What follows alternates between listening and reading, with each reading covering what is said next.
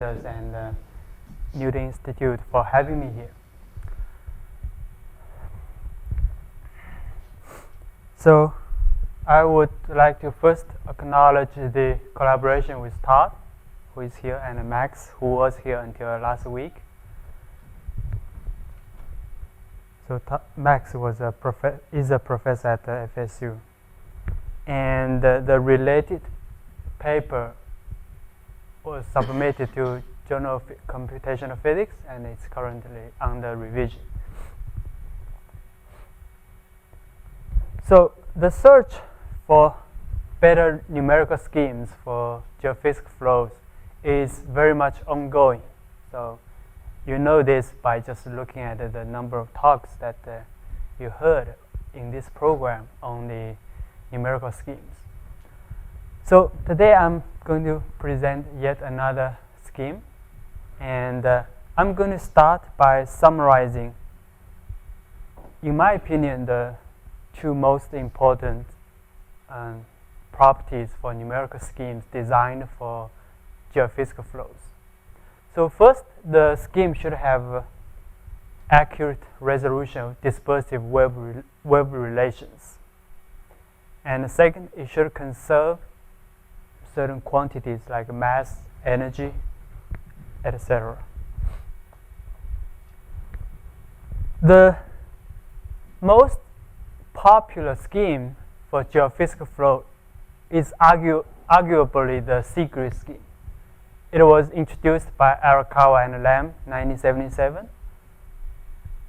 So in this scheme, the scalar for shallow water, that is the thickness h here, is prescribed at the cell center, and the normal velocity component are specified on the edges.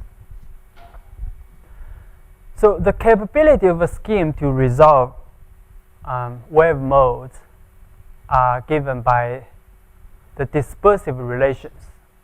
So the dispersive relations basically tell you the relation that the time frequency and the spatial frequency should satisfy. So here are the dispersive relations for the classical secret schemes. You can see that it has the exact stationary modes, and here the second line is for the inertial gravity wave modes. So for this secret scheme, the dispersive relations are pretty good when the Rossby deformation radius is well resolved. So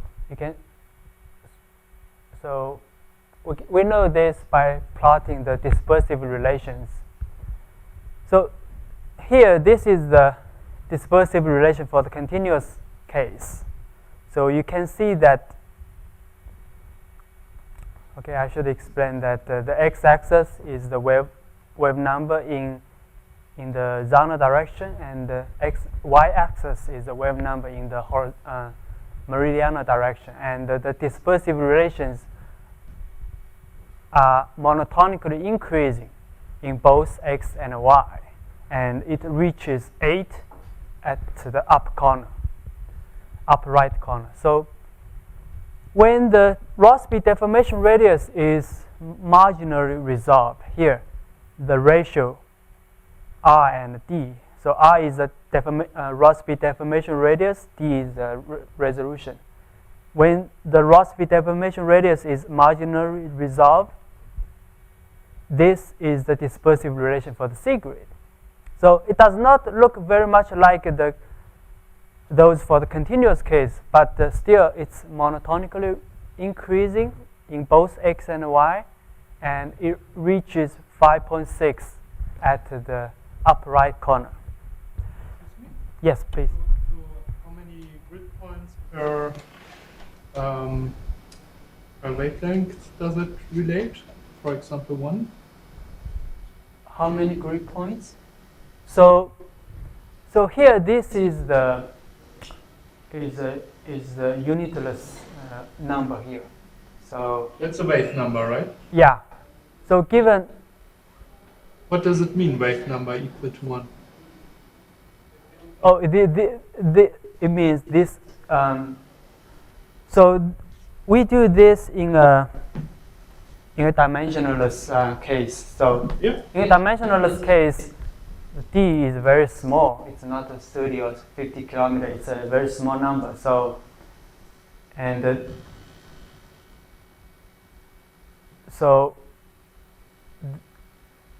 so this 1.0 is the value for this ratio. This is for a certain grid and for a certain CFL number, right? Yes. Which are, and if you have it for a certain grid, you have, and you look at different wave numbers, then one wave number relates to a mode which is resolved by a certain number of grid points. Yeah. Right? And how does that relate to? So, D is your grid spacing. So KD over pi is the KD over pi equal to 1 is the 2 delta x wave number. Okay, so that's the shortest which can be. It's the shortest resolved. wave. So Okay. so multiplying by D and dividing by pi, Okay. your axis always goes to 1. And then the R over D tells you that your Rossby radius is twice your grid spacing. And that tells me something about the CFN number then. Well, that just tells you that the Rossby radius is refined by. There's no temporal discretization. Yeah. Oh. So no temporal discretization. It's Continuous. Oh, semi-discrete. Pintian, okay. So R over D tells you something about the relative importance of the Coriolis terms and the pressure gradient terms. Okay. And this is a case where the pressure gradient terms dominate. Yeah. So now I would like to show you the weakness of the C grid by going to an extreme case when the Rossby deformation radius is only 1/10 of the resolution.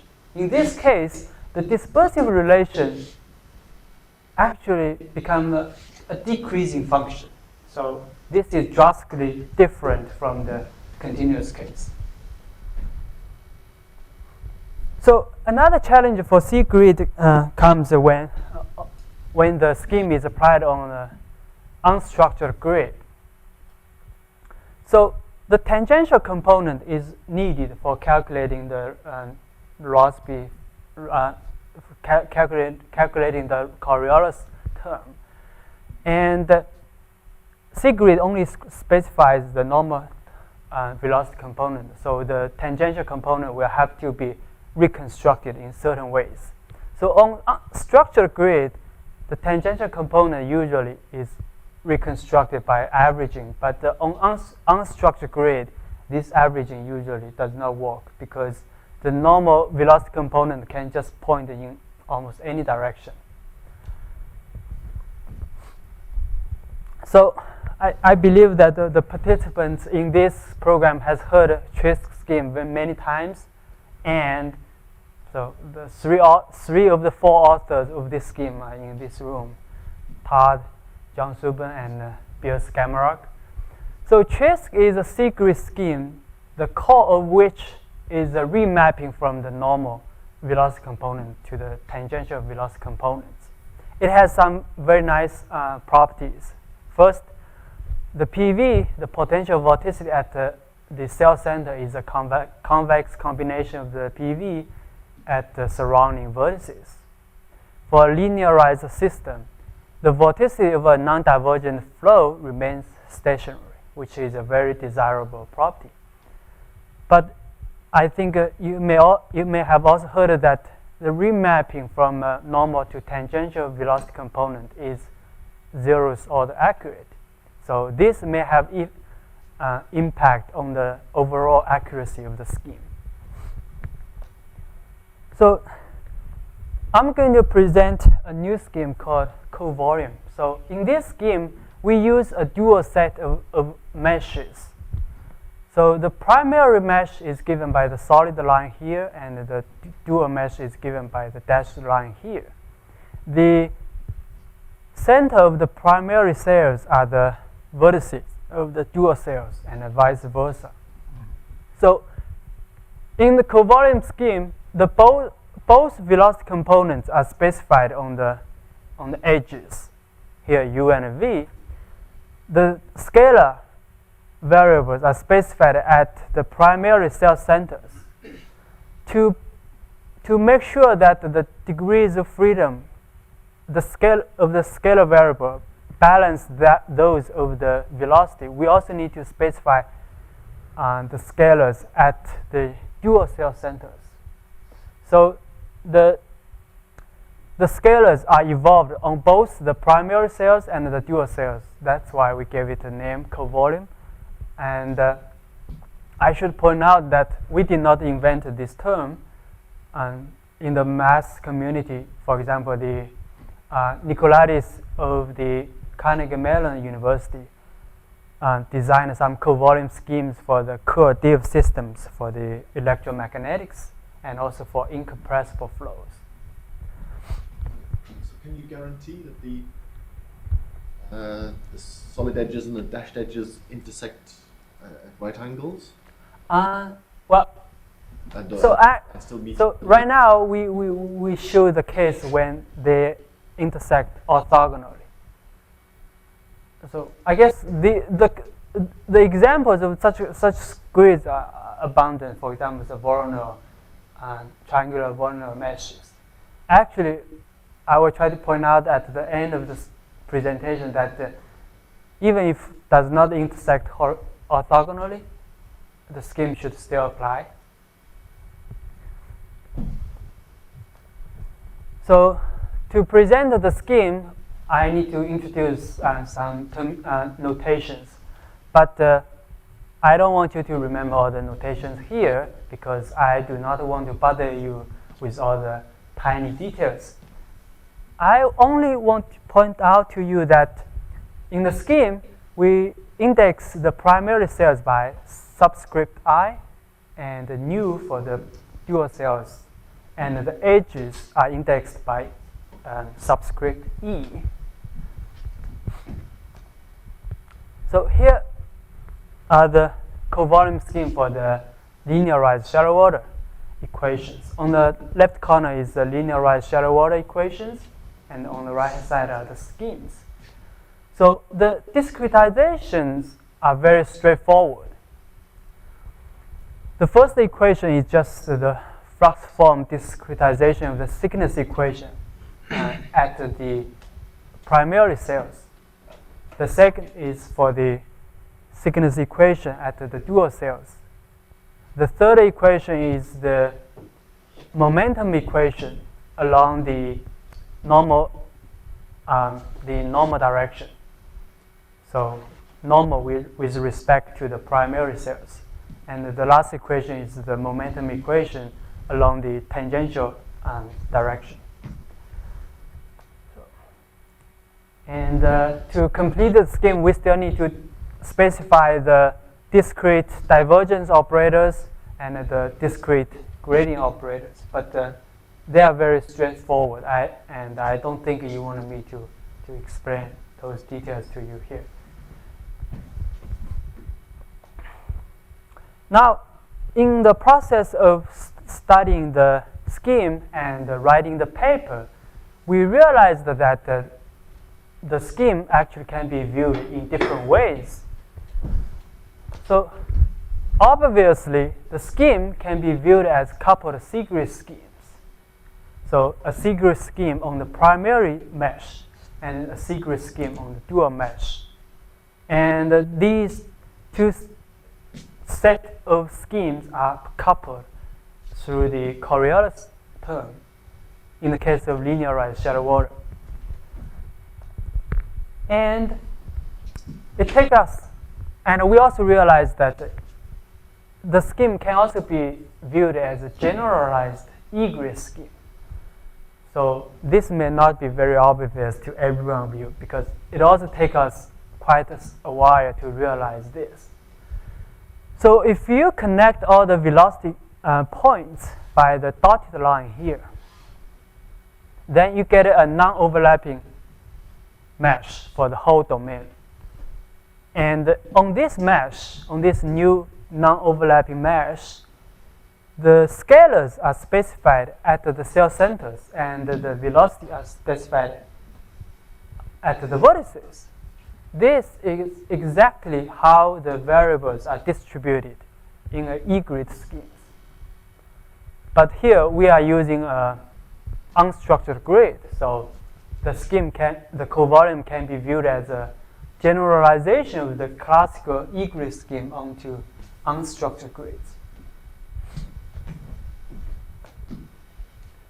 Now I'm going to show you some dispersive analysis on quads and then on hexagon and triangular mesh. So in this analysis, we treat the thickness on the primary cell and the thickness on the dual cells separately.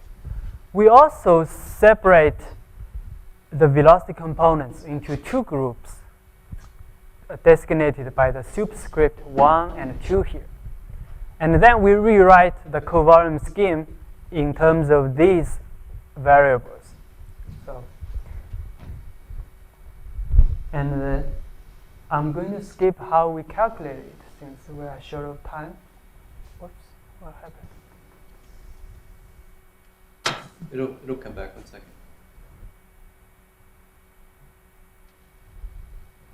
Okay. So I'm going to skip the details since probably you know it and I'm also short of time. So I'm just jump to the results. So here is a slide to compare the dispersive relations for the C-grid, for the continuous case, and the covolume case. So you see that for all three cases, they have the exact stationary modes. So compare the covolume to the C-grid. Both get the same gravity modes, and the covolume also gets the exact inertial modes. The C-grid get the approximation of the inertial modes with some cosine expressions here. So as I have shown you that this cosine expression can be a problem when the Rossby deformation radius is not well resolved. So in the market, there is another scheme called CD grid scheme, which is actually very close to our scheme. So it was developed by Ada Croft, I'm sure that was here at the beginning of this program. So in the CD grid, the thickness is specified at the cell center, and both velocity components are specified on the edges. You see that they do not specify the thickness at the corner, at the vertices. So they have an imbalance between the thickness variable and the velocity components. So for this reason, they got some extra spurious modes with constant frequency.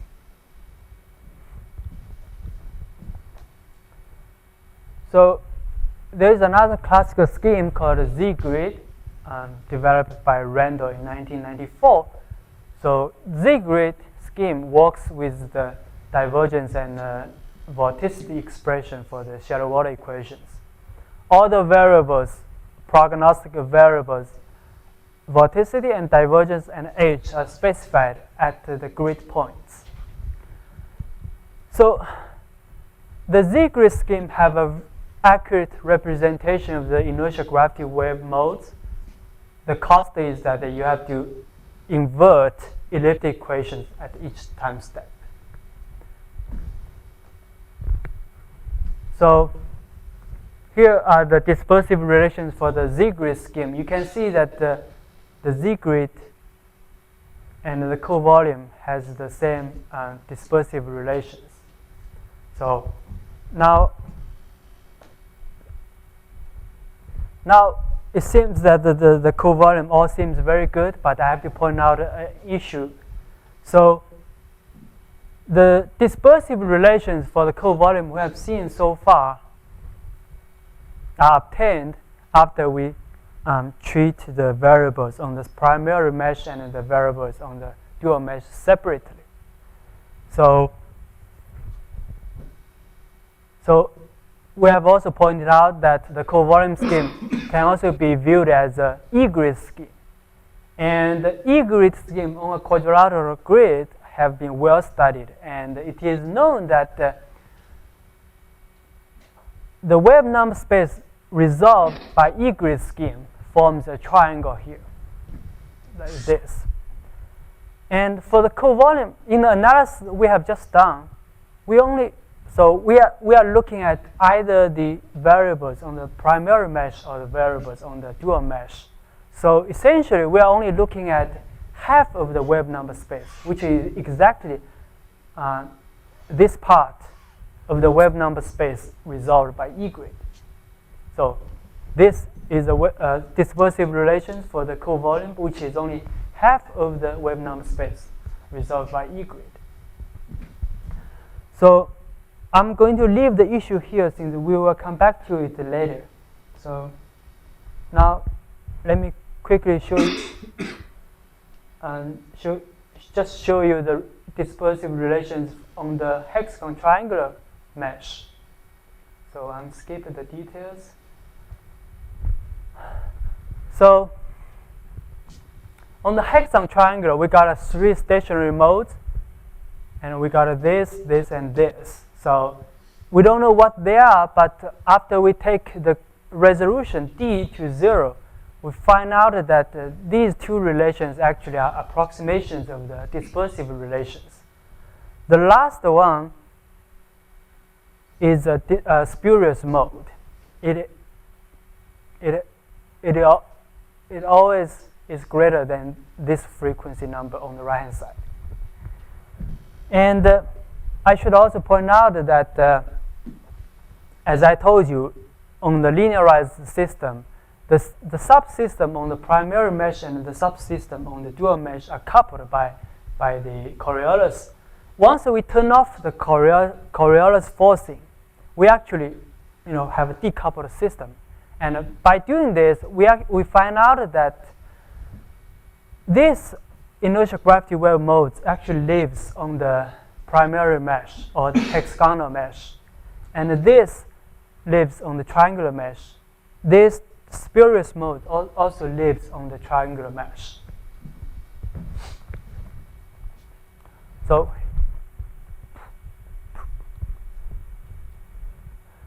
on the next slide, I'm going to show you, how good are those inertial gravity wave modes on the triangular and the hexagonal mesh. So since the triangular and the hexagonal mesh are not symmetric, so we also got asymmetric dispersive relations for them. The first is the inertial gravity wave modes on the hexagonal mesh, and this is the one on the triangular mesh. So I plotted the dispersive relations for 3 different ratios between the Rossby deformation radius and the resolution. So we only need to look at this one. You can see that even when the Rossby radius deformation is very poorly resolved, or not resolved at all, the dispersive relations remain monotonically increasing. So here are some numerical results, and this is a convergence study in the case of shallow water test case 2. So I have co-volume results, also have the TRISC for comparison here. So so the TRISC only studied the thickness at the primary cell centers. So on our plot, it's this blue line here. You can see that in our case, we have a consistent signal accuracy up to 30 kilometer resolution. And in the case of TRISC, the convergence rate is slightly downgraded at high resolution, and it goes up to I think it's a 60 kilometer resolution. What's the grid you're using there? The What? usual icosahedral? Yeah, it's the Delaunay-Voronoi mesh. No optimization, nothing. Just the usual icosahedral with Voronoi. Triangle and Yes. hexagonal. Yes, And on the the pentagon? sphere. Okay. So Yes. this means these plots say that the Trisk scheme is actually first order accurate and your scheme Yeah, is second order? for the L2 norm, it's between. I think it's between first and the second order. Well, you always have to look at the end where the grid becomes fine, right? Yeah. Because you look at Yeah. convergence. I guess the practitioners in this area do not care so much about the high But then you resolution. cannot say what's the convergence in which region, right? But it's a zero order in L infinity. Well, That's the he point. didn't say what's in his scheme. Oh, I will show you next one. Infinity. In the next slides, I compare the L infinity. So Oh, I plot the L2 and L infinity separate since I have many variables to compare. So for the L infinity, for the covolume, you see it has a decent convergence rate up to 60 kilometers, and then it becomes almost flat beyond that. So this is the L infinity norm for the Trisk. So, is there any reason why it's not convergent in the L infinity? Well, L infinity is challenging, so Well, but it seems that it's not even first order. Yeah. So it's not consistent in some way. yeah, it might, one of the reasons might be, the remapping scheme used by Trisk. It's zeroth order accurate for the remapping. So it might be one of the reasons.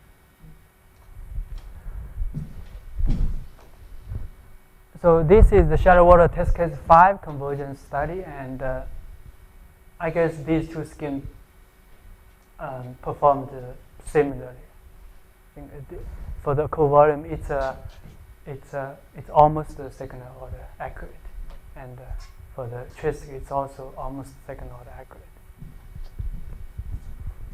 So you have for these test cases, you have the true solution, and then these. No, for the shallow water test case 2, it's actually a nonlinear stationary solution. So we do have analytical solution to compare to calculate the errors. For shallow water test case 5, we don't. But what we have are the high resolution solutions calculated by a different spectral methods. So that's available in the community. So here it's to show the conservative properties of the scheme, and on the right, and here it's the doubling time for the mass, this is for the mass for the energy, which is 10 to the 9, 10 to the 13 years. So it's enough for the practical use. This is for absolute vorticity. So the total vorticity should be 0, and in the calculation it's 10 to the negative 20. So it's very small. And I also looked at so how much? I'm almost out of time, so I intended to skip this test case, which is a case by Gussman's paper, which has a very small Rossby deformation radius. So I'm going to skip this one, and I also skip this one. So actually the covolume scheme in our paper is derived on a general non-orthogonal grids. So I just want to point out this fact, and all the conservative properties still hold for the scheme on non-orthogonal grids. And when you set the angle, that is when you require that the edges intersect orthogonally, the scheme reduces back to the case on the orthogonal grid, of course.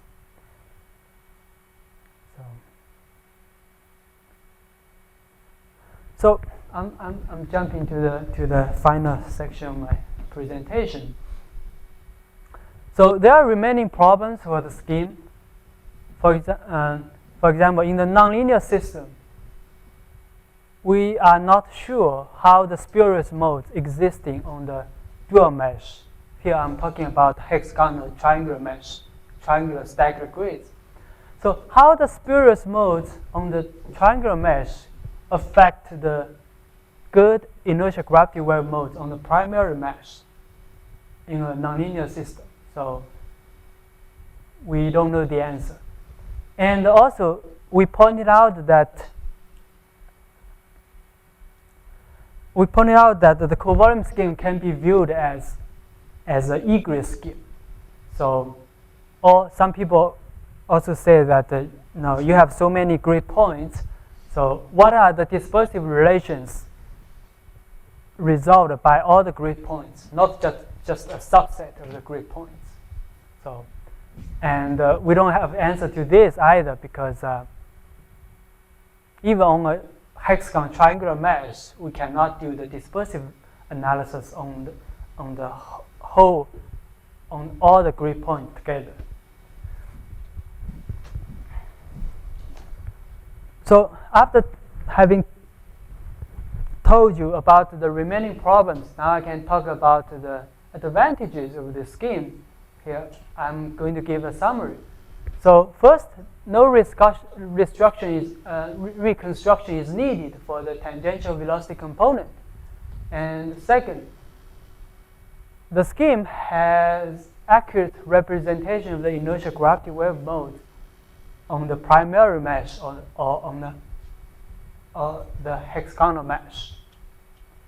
Third, the scheme conserves mass, energy, absolute vorticity, and it is applicable to non-orthogonal grids. And we believe that the scheme also has some potential advantages that need to be explored in the future. So first,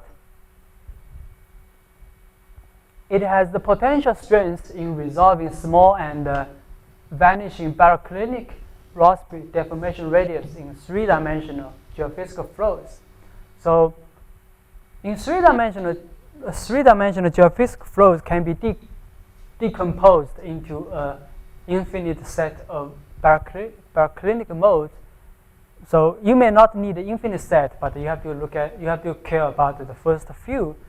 But we all know that the Rossby deformation radius of the baroclinic modes becomes smaller and smaller as the modes get higher and higher. So as I have shown you that the covalent scheme is able to maintain a decent dispersive relations even when the Rossby deformation radius is not well resolved or it's very under resolved. So we think that the covalent scheme could have a potential in doing a good job of resolving three-dimensional geophysical flows. It also has the strength in dealing with complex geometries, complex boundaries, because it's very difficult to approximate a boundary by hexagonal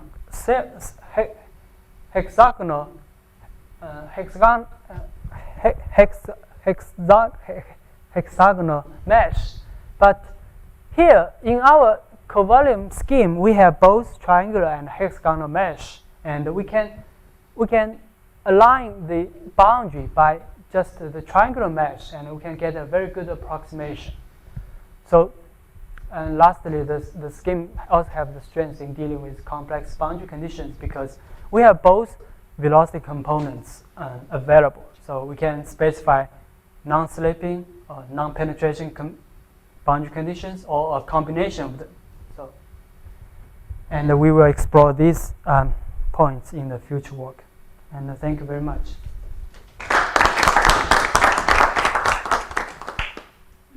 Any questions? When you compute your error norms, are you only using the data on the primary mesh, or are you using your degrees of freedom on all the mesh? I think we could do either way, but I think in our case we use the grids use the points on the primary mesh. going back to your analogy to the E-grid, which has been used quite a bit. Yeah. That they don't, well, in the literature, it's certainly not discussed in terms of a primary and dual. It's considered just one mesh, and all the Yes. degrees of freedom are considered. And there are, for the rotational modes, it looks like a rotated B-grid, if you will. So it does, there are modes in there that people see, the computational modes, the stationary modes, it shouldn't be. Yeah. But if you, so you asked the question, if you ignore them, or can you ignore them? So, Right. so you're thinking, well, would double the cost of my computation? Actually, And, in but we're terms- just going to ignore those other degrees of freedom, just use them in the updating process, but ignore what's in them on the dual? In terms of cost, I think the Trisk and the covolume are comparable, because Trisk also have those variables that just diagnosed from the prognostic variables. So here we prognose every variable. Well, but you have square root of 2 more unknowns. Well, I mean, in Trisk, those variables, for example, the vorticity on the vertex are there, and they have to be calculated or diagnosed at each time step. So you think there are as many equations in Trisk? I don't know Trisk, so. No, I mean the computational or efficiency is comparable. So maybe you are asking different questions. Well, I think it's easier to think about the rectangular mesh. Yeah. There, it just looks like you've introduced double the number of unknowns, Yes. and you've got equations for every one of those unknowns. You've got the full Yes. equations yourself, so it seems like you've doubled the cost, or depending on the time step restriction, even more. Double the cost compared to what? Compared to the original secret, for example, because For original secret, you have to calculate in terms the of V. degrees of You freedom. have to calculate the V. So this is some cost. It's a 4-point average on the rectangular Yeah. mesh, so it's kind of hard to say that that's a similar cost to actually solving No, momentum. for secret, maybe, yeah, our scheme costs a little bit more. And you are updating those, the height equation too, at those, Yeah. on the dual. Yes, And there's no such equation on secret. the C grid, That's true. so. Yeah, I think our scheme costs a little bit more compared to the secret, probably true. So what I'm saying is, actually in the paper, we also point out, compared to Trisk, actually the costs are comparable. So you haven't tried computing the error norms, including the degrees of freedom on the dual, right? No, I haven't. I've got a related question. So for your shallow water test case 2, the convergence rate for H on the dual looks a lot worse than the convergence rate for H on the primary. Yeah, that's true. I have those things. So I compute them separately. I did not combine them. I must have, oh, right. But so my question was, Yeah. what does that mean, and what does it mean for So- whether you use H on the dual or? So you see, H on the dual actually only has a first order convergence. So all the velocities have a second order convergence. The PV also has a first order convergence. So That's because the div operator is second order on the primary mesh, because it's midpoint. The grad and dual, the Laplacian is better posed, more accurate on the primary than the dual. So does that mean do you use both H fields? I mean, what do you do with them? certainly in post-processing, we tend to use only one step because So you're kind of ending up with a field which has half the mesh spacing that you've computed. yes, exactly, yes. What kind of temporal discretization are you using? The Rongo-Carter fourth order. Okay. I should point out, yes. So for the, in the analysis, there is, in the computation, we of course we have discretizing time. So that's a Rongo-Carter fourth order. Did you have a look how the dispersion relation behaves when you introduce different time discretizations? Is it very dependent on that, or compared to normal C-grid, or? Actually, the dispersive relations are derived in the semi-discrete, for the semi-discrete system. In the actual numerical computation, we did not look at the dispersive relations. So,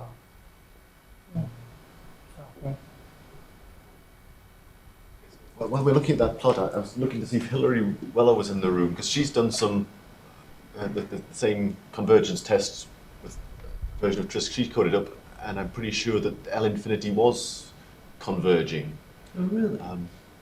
In fact, I've been generated some results with my own code this week, and again, L infinity seems to be converging for this test case. okay.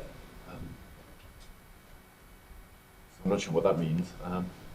Well, but I wonder, so that L infinity norm goes back to Heikus and Randall. Heikus and Randall showed that if you took the straight bisection of the icosahedral mesh, you did not get the convergence of the L infinity. But if you use their tweaked, which tries to put the midpoint of the edge and the midpoint of the cell center, then you do get convergence. Okay, so this is the completely untweaked. So this is an SCVT, which does not have that property from Heikus and Randall. So the SCVT has certain other properties, but it doesn't have the property that it tries to make those two line segments each at the bisection. But that problem of convergence on Heikus and Randall 95 is only about the Laplacian. So here we are not solving anything related to Laplacian. You're only using shallow water equations. So No, but the Laplacian's in there because you can take our discrete equations and if you combine them into one equation, you get something that looks like a Helmholtz operator, and maybe that's what. because you end up taking the div of a grad, because the grad of vorticity, or the div of the grad of height enters U that you take the div of that changes your thickness. Well, in the linear case, you just have the wave equation, right? That's attested of. Well, no, I mean the linear case is inertial gravity waves. Yeah, So if you call that the wave equation, then that's correct, yeah. Which does have a Laplacian in it. Yeah. So are you guys using the tweak grids? Yeah, I'm using Heikus and Randall's Yeah. grid. I'm pretty sure Hilary was as well. Yeah. She used mine. Yeah. We should probably make sure there isn't an error here.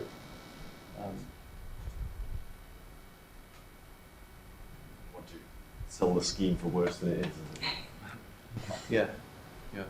On the rectangular mesh, if you turn off the rotation of the coordinate system, set the Coriolis parameter to 0, do the two meshes decouple, the primary and the dual? The two meshes decouple, isn't that the only term holding them together?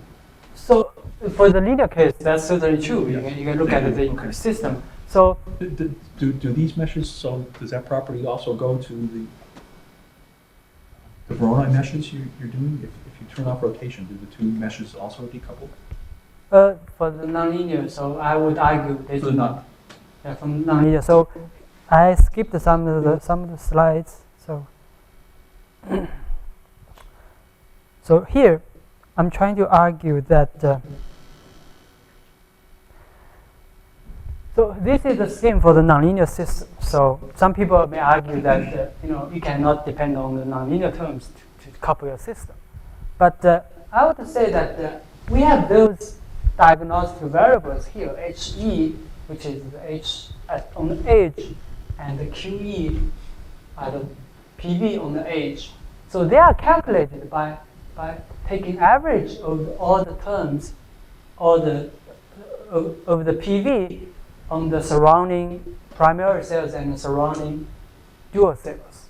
So this, in my opinion, provides a mechanism to couple the two systems together.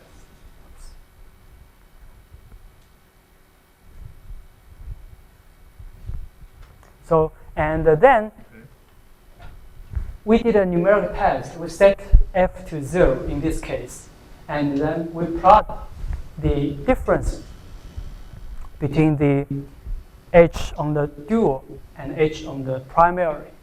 We plot it against the time here. So we use the 3 grids, 10, 20, 40. Here the Rossby deformation radius is 20. So in all 3 cases, the error or the difference between the primary cells and the dual cells grow linearly in time. And so on any specific day when you refine the grid, the error comes down.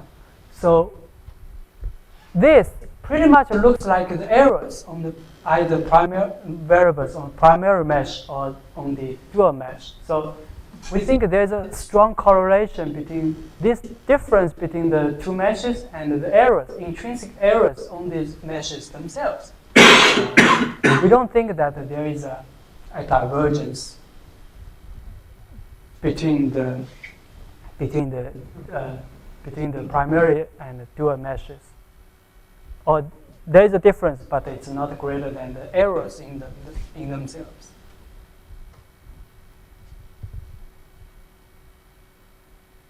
So this is the test we did, and certainly we need to look more closely at this issue in a more realistic simulation. Well, there's no final question. Let's thank Chungang Chen again.